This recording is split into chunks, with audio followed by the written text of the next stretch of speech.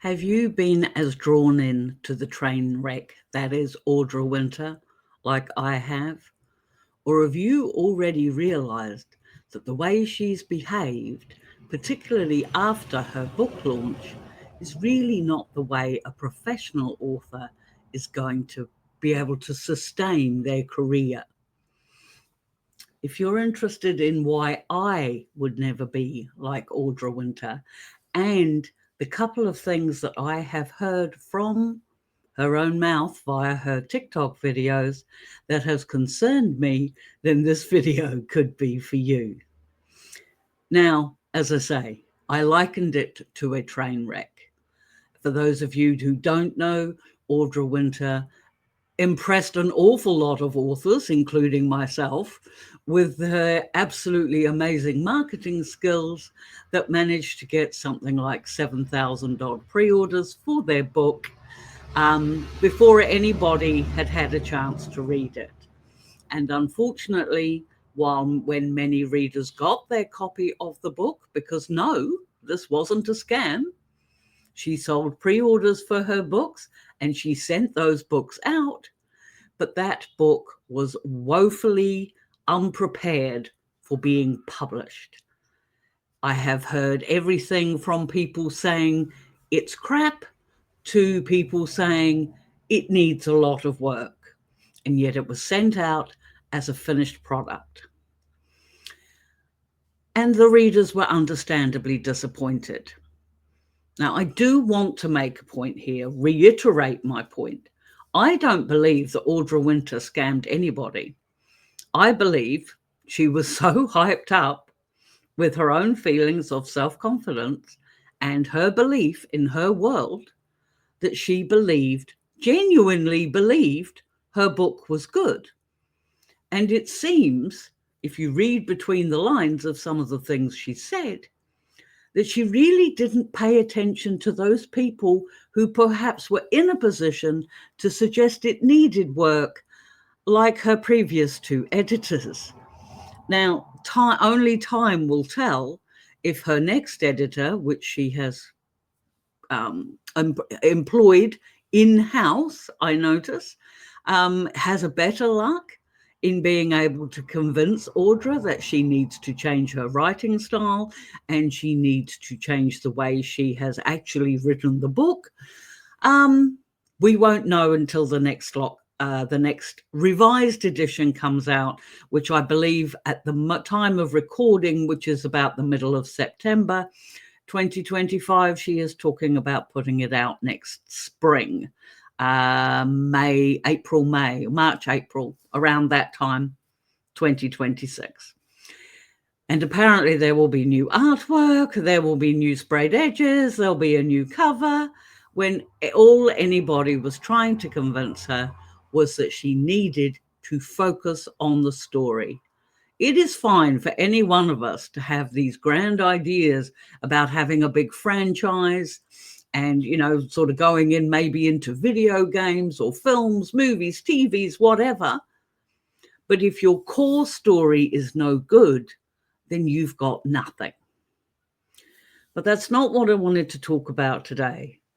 What I wanted to talk to you about today was how I saw she was invoking a lot of pity marketing. A pity marketing, again, for those that don't know, is where an author will tell a tale of woe because, life is so tough. And they are hoping to tug on the watcher's heartstrings enough to get them to hit the pre-order for her second version. I mean, as I'm saying it, I'm thinking, I can't believe this person. Somebody seriously needs to take her aside and tell her this will not work. Well, it has worked. I think, who was I watching the other day? I think it was Taylor Rose. I think she was talking about it, and she said in her video, I think the Audra had something like 25 or something pre-orders. So I guess it is working to a point. However, number one, telling people, potential readers, that this project is your life In fact, Audra, if you watch her TikTok channel, will tell you that it is her only reason for living. It is her special interest because, of course, she is neurodivergent. She will tell you that it is the only reason she gets out of bed. And it has been like that for 12 years, 10 years, 12 years. She started writing when she was 12. She's now in her early 20s. But this is unhealthy. And I'm sure anybody listening to this would agree. Yes, writing is a passion. I adore my world. I adore the characters I create. I love the stories that I put together, bringing together two unlikely people and weaving their tale, their love story, until they run off to their happy ever after at the end. I love what I do. I know other authors who have spent years working on their epic fantasies or their deeply complex tales. And I have so much respect for them. I really do. But the thing is, well, actually, I've got to be really careful how I word this, because I don't want to be disrespectful to the people who were caught up in her marketing hype and who genuinely wanted to help her out. Okay. Audra was fond of saying, that, this was her own life. It was her whole passion. There was one video I watched just the other day. It's an older one of hers, but where she was talking about how she was a master of her craft because she had done the 10,000 hours thing that made her a master of writing.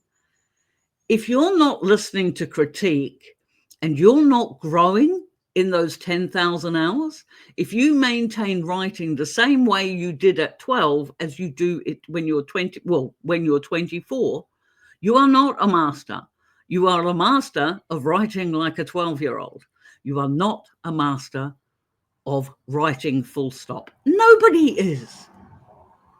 I have written over 100 books. Is it about 140 or something? I don't know. I lost track at 100. But the thing is that doesn't make me a master. I learn every time I get an edit back. I learn every time I write a new story. That is part of the wonderful process, what it means to be an author. You learn with every single book you write. And that's what makes it fun. And some of my readers will come back to me and they'll say, I remember your first book, which was not edited and was crap in that respect, but actually had a good story and good characters. So my readers, I was really lucky, 10 odd, what is it? Yeah, see, that's 12 years ago. There we go. My readers had more grace for me then, but I have learned with every book since, and that's what you do. And I will die still not having mastered writing, but I do know how to tell a story that my readers enjoy, and that's important. That was something that Audra missed. She thought she was bringing her readers joy, but to do that, you have to write a book they understand. A second concern I had about Audra, and this is another way how she is marketing her world now, is when she talked about this crushing blow that she got. Now, I'm sure any of us, whether we have written a book and put it out there or not, if you put out something that you believe in so intently and you put it out there and it is smashed away because it's rubbish, well, that hurts my heart just thinking about it.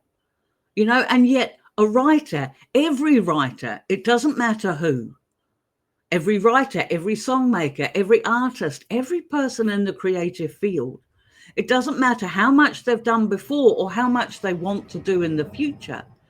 That risk occurs every single time they put out something new. Every time I put out a new book, I worry, is this going to be the one? Is this going to be the one that didn't hit the mark? Is this going to be the one that's just rubbish and is going to destroy my 12-year career? Well, it won't. It won't destroy my career. It might make a couple of months worth of my income drop a bit, and it's going to take a lot for me to rebuild back that trust I have with my readers. But being told, talking about it the way Audra did, as if she is the only person in the world who was so misunderstood.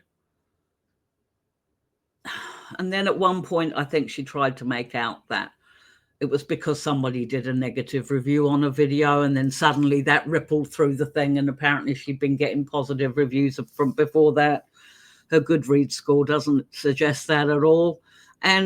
But she went on. She didn't just say, this is devastating. That's understandable. She went on to say she wasn't eating, she wasn't sleeping. That, basically it was the end of her life because people didn't like her book. When you've got that type of connection to something that you have sold to other people, you have sold a product, those readers have the right to accept it or hate it. Once they've paid money for it, they're entitled to their opinion. But the way she spoke about this, like everybody was supposed to pat her on the head and tell her, oh, well, never mind. Oh, those people are just poor meanies. They're not poor meanies.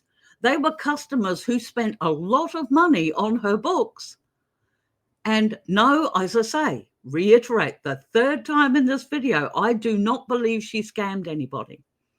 But I do believe she did her readers a great disservice by not listening to the first two editors she had. And I did pick up a little bit in that.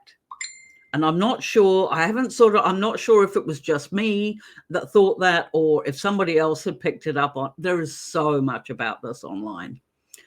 But she had said something about the fact that, she had had a literary agent back when she was 18. She had gone through, developmental edits and everything else like that.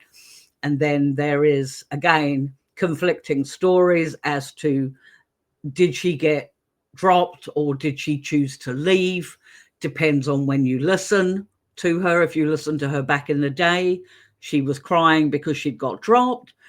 Now she says that it's something that she chose to do, but she said she had all those editors and that then. And then I was thinking, okay. But then there was one little line that she said, and she said, every time she goes to do the edits, she goes back and starts that story again from the beginning, from scratch. That's how she claims she's written so many books, because The Age of Scorpius apparently was rewritten from scratch about 10 times. Now, when I get my editing files back, I do not rewrite my original. I take the file that I've been sent, I open up my original file, and then I'll make the changes. Grammar, it's usually grammar. I am shocking at commas and I'm shocking at capital letters.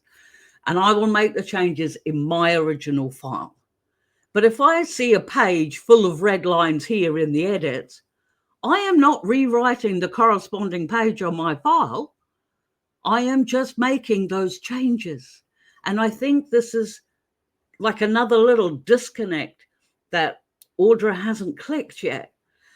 And I worry that she is doing that again with her new editor, that she has actually sat down and is rewriting the whole story from scratch again.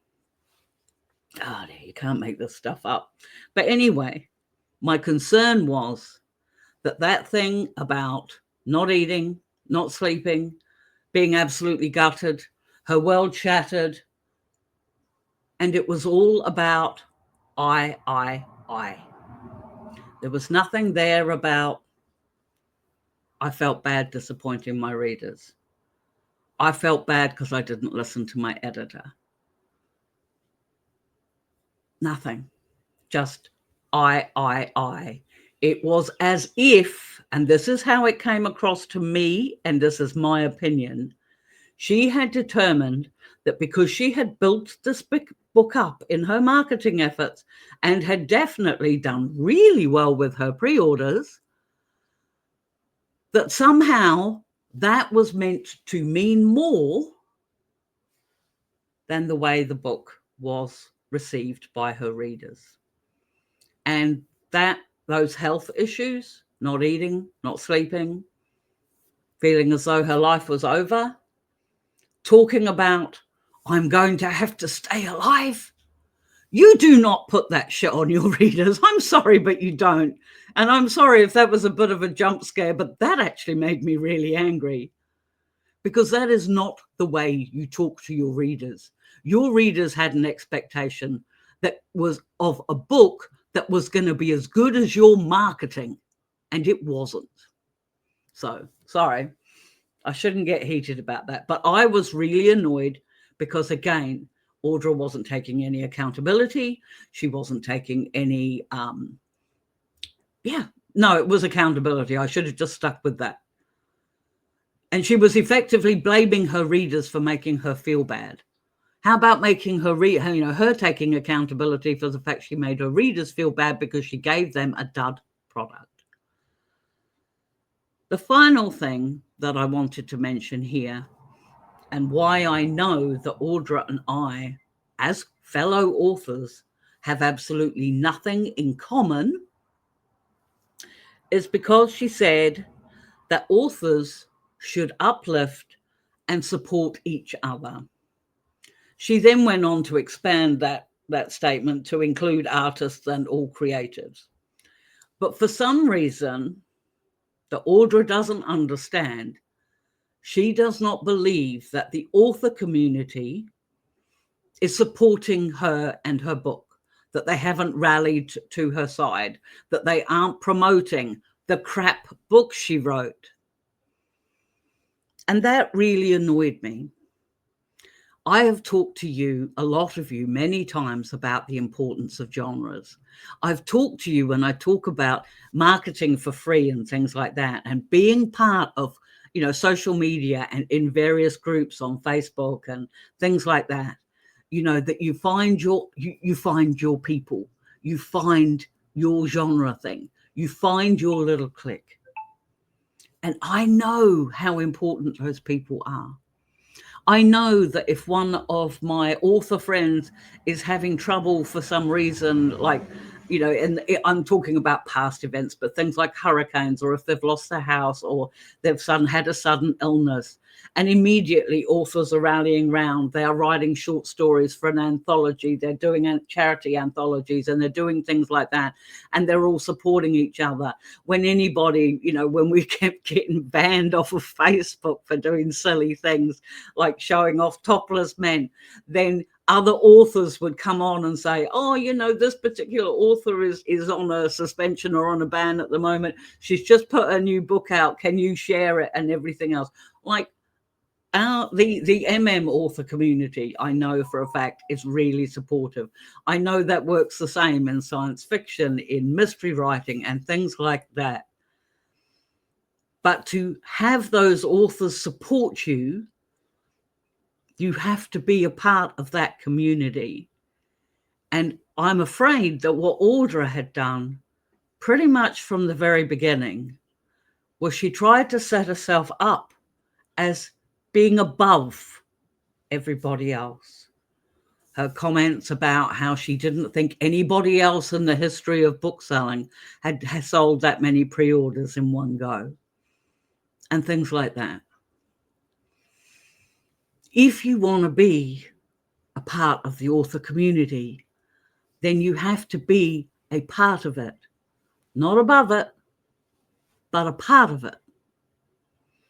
So I had originally started this video because I wanted to talk to you about why pity marketing doesn't work. But I think what I've ended up doing well, it's just rambling a bit about the things that annoyed me about Audra Winter. So I may have to change the title of my video.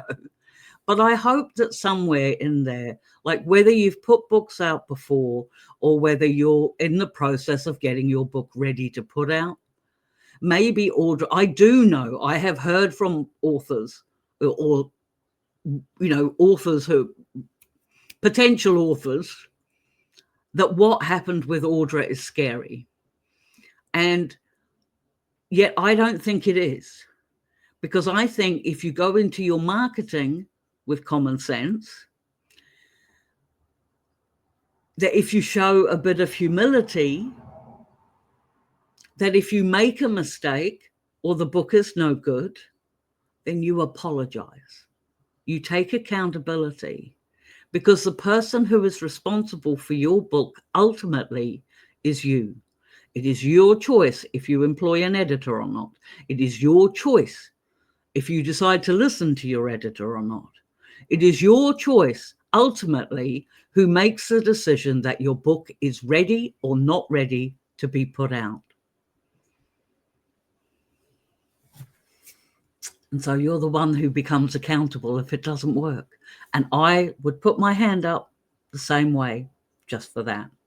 If I stuff up and I learn about it, I am really lucky with my readers, as I say, because I might not get 7,000 pre-orders, but I can get a really, really lovely crew of of my wonderful readers who remind me in email if there's a mistake left in my text, or who perhaps will again message me on social media or other things and let me know if I've said something wrong or used the wrong word or whatever else. And they're really kind and they're really awesome. And that is something else that I think the readers of Audra Winter were prepared to be, until she basically insisted it was her way or the highway. And she still charged money. She's still charging money for her re-release.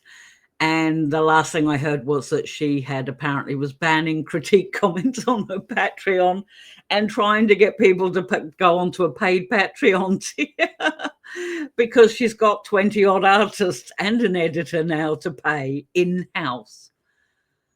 Think about it. How, what's the word I'm looking for? If somebody was paying your wages, how keen would you be to tell them that they were stuffing up and they were writing something wrong? It worries me that that's in-house. It worries me that that person's, yeah, that's a bit of an integrity and ethics thing, isn't it? Well, in my opinion. But I'd be interested in your comments below. But anyway, I'm going to get off now because I'm sure I've waffled long enough. Please don't pity market. Your book should sell on the basis of what the book is about. Talk about that. Talk about how awesome it is. And then let that book, once you've pushed it out there, let it stand or fall on its own merits. And if it doesn't do so well, you won't notice because you're already writing the next one, because that's the sort of amazing person you are. Sometimes it might take you 2 or 3 books before that first one sells, but that's really cool. That's what being a long-term author is all about. Anyway, my friends, I post long-form contents on Mondays and Thursdays. If you are keen on hitting the like or subscribe button, you'd be really doing me a favor. YouTube seems to really love some form of interaction. So even if you think I'm wrong, let me know in the comments. I promise I respond to everyone. And yeah, I truly appreciate the fact, especially if you've got all the way here. I think I'm almost at 25 minutes. So I need to get off and let you get about your day. We've all got words that need writing. But I believe in you, my friends. Keep writing. And until the next video, we'll see you then. Bye.